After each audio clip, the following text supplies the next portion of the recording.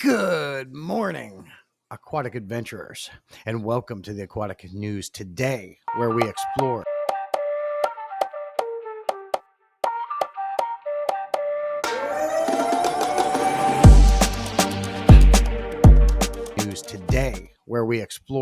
the finned wonders of the world. Today, we're embarking on a journey to Africa's legendary Great Lakes, Tanganyika, Victoria, Malawi, to meet their dazzling residents. The African lake cichlids. What makes these lakes so special, and why are these cichlids so coveted by fish keepers? Let's dive right in. Take it away, Jim. Don't mess it up. That's right, folks. These lakes are the backdrop for biodiversity bonanza, theming with colorful, charismatic cichlids.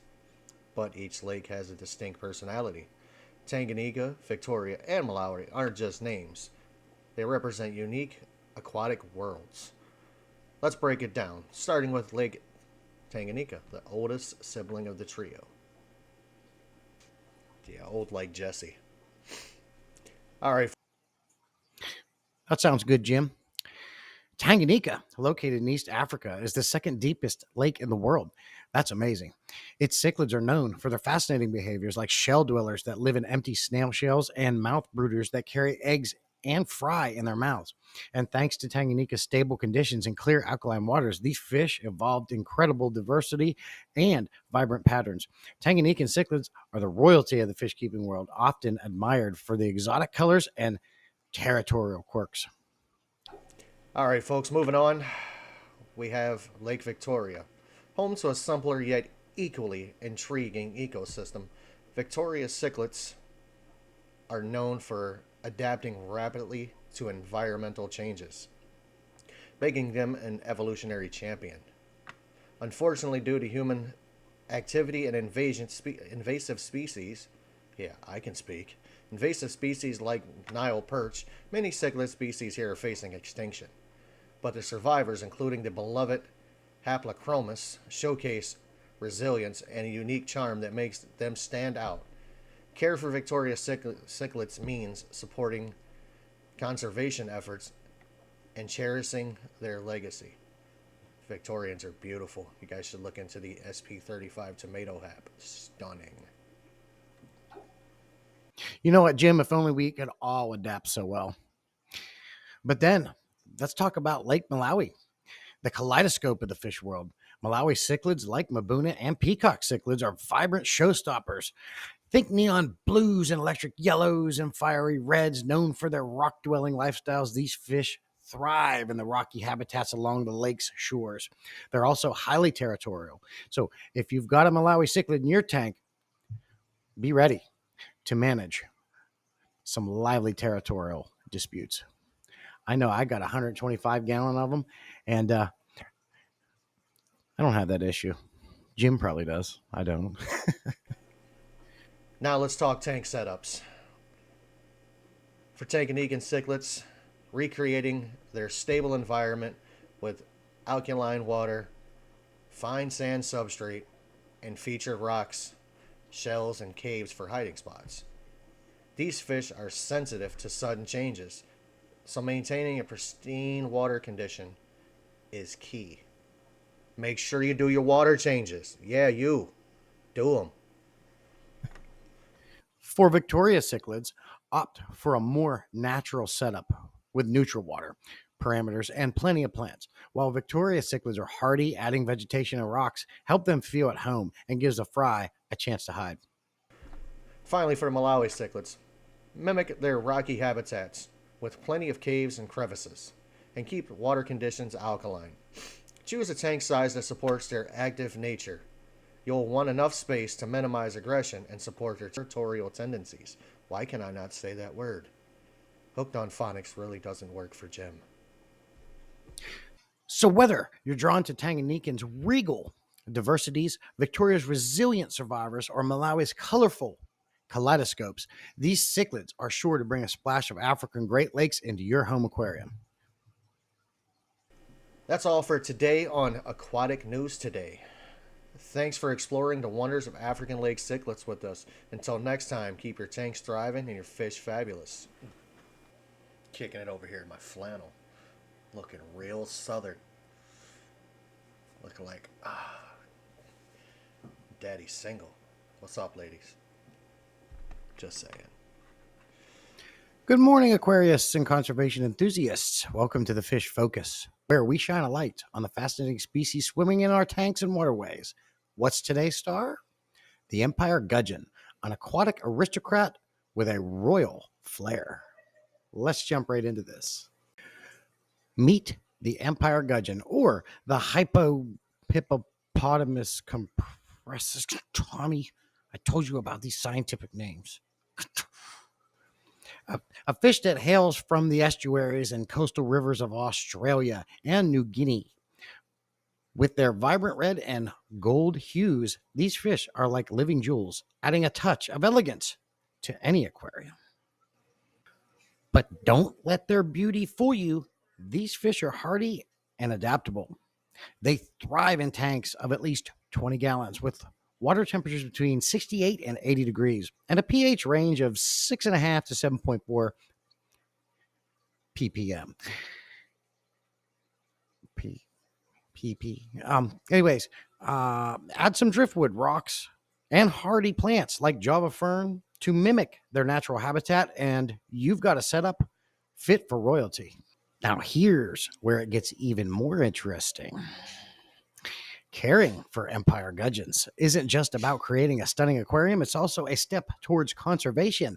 These fish are listed on the CARES Preservation Program, which highlights species at risk in their natural habitat. Watch this full segment, people. It's important information, all right? By keeping and breeding Empire Gudgeons, aquarists play a vital role in preserving this species. Habitat destruction and pollution are major threats to their wild populations, but captive breeding programs help ensure their survival for future generations. Here's some fun facts and final thoughts. Before we wrap up, here is a fun fact. Male Empire Gudgeons put on a dazzling display during breeding season, with their colors intensifying to attract a mate. It's like a fishy fashion show, and trust us, the competition is fierce. So whether you're an experienced aquarist or a beginner looking to make a difference, the Empire Gudgeon is a fantastic choice. They're beautiful, easy to care for, and a symbol of how hobbyists can contribute to conservation efforts. Well, that's all for today's Fish Species Spotlight. Remember, every tank can be a sanctuary, and every aquarist can be a conservationist. Until next time, keep swimming forward, my friends. That was pretty good. I thought I did pretty good there. I had a couple mistakes, but not a freaking coffee. Yeah, don't give me broccoli anymore when I'm doing these segments. That's all I taste. Oh, it's still going. Can we cut that out? I told you so many times that I can't have broccoli before I do a newscast because every time I burp, that's all I taste.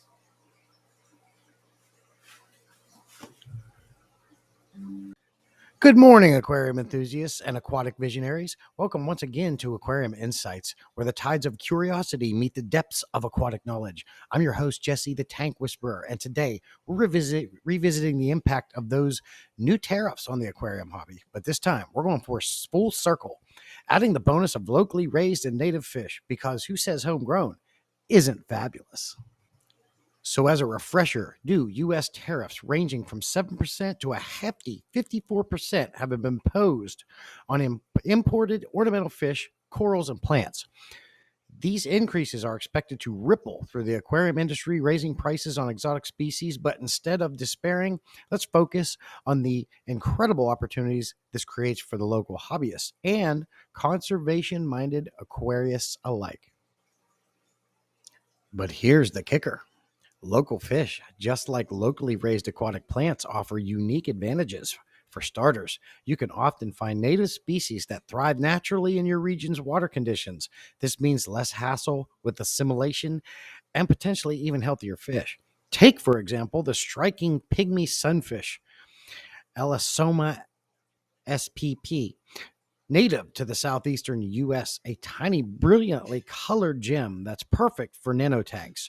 Or the Florida flagfish, Jordanella florida, a vibrant algae-eating machine that's both practical and stunning.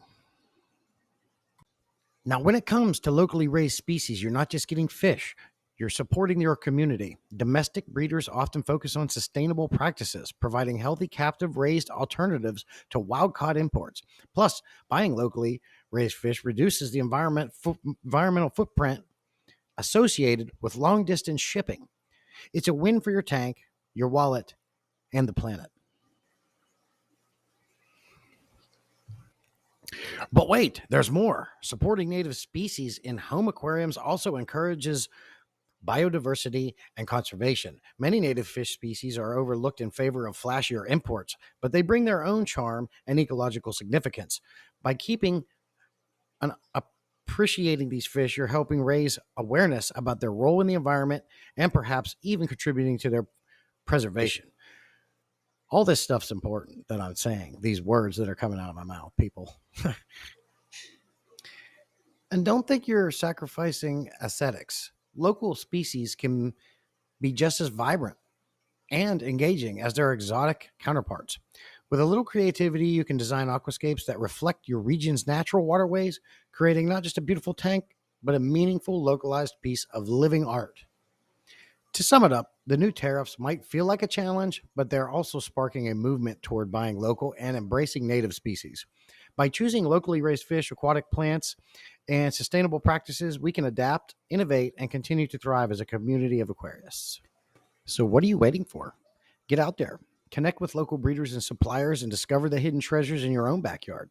This is Jesse the Tank Whisperer, reminding you to think local, go native, and as always, stay fishy, my friends.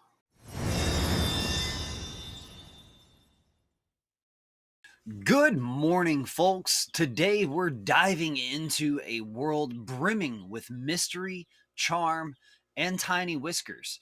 That's right, we're talking about the unsung stars of the aquarium hobby, the barbelled beauties, the catfish that make a splash, Corydoras, hoplosomas, and osteogaster, the mustachioed marvels.